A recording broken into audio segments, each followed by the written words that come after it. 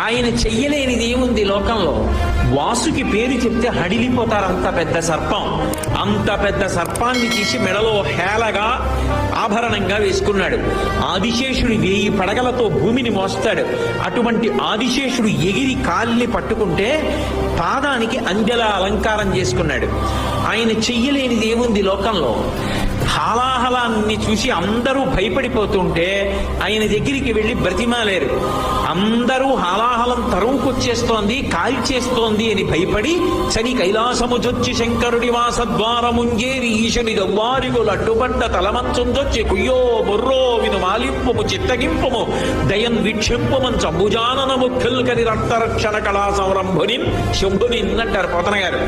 వెళ్ళి కైలాసానికి శంకరా నువ్వు తప్ప మమ్మల్ని ఎవరు కాపాడతారు, స్వామి రక్షించన్నారు అనేటప్పటికీ బయటికి వచ్చి హాలాహలాన్ని దేవతల కోసం పుచ్చుకున్నాడు.